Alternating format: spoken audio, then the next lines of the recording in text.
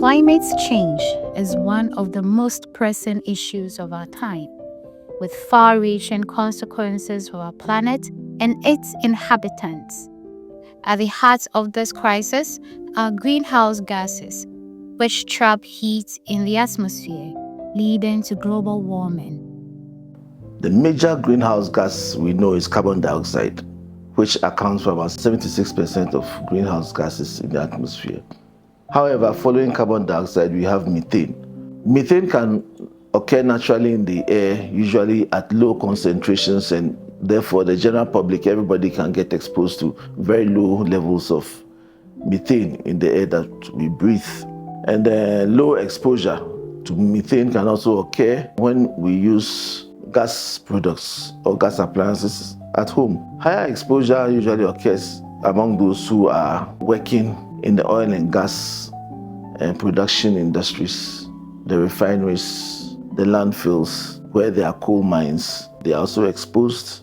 And then those in the livestock industry, those managing wastewater, they are more likely to be exposed also to higher levels of methane. Air pollutants like methane can have devastating consequences, not just for the environment, but also for human health.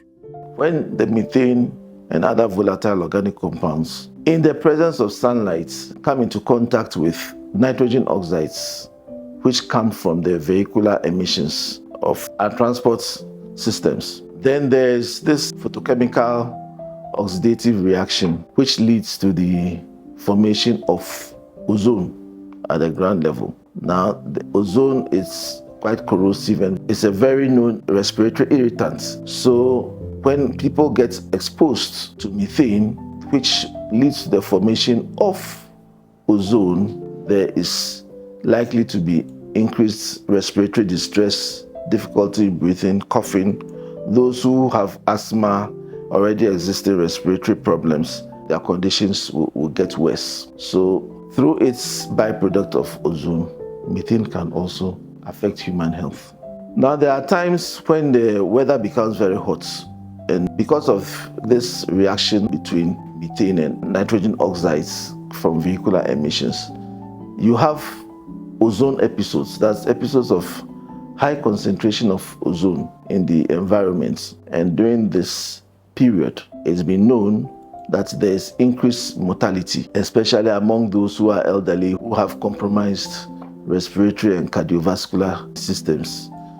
The asthmatics and the children, they are more likely to be vulnerable. So just because of the higher temperature due to the global warming, we expect an increase in such ozone episodes with its attendant effects on mortality. The climate crisis is also a public health crisis, and by tackling the issue of methane, we are taking action on the climate and promoting good health and well-being.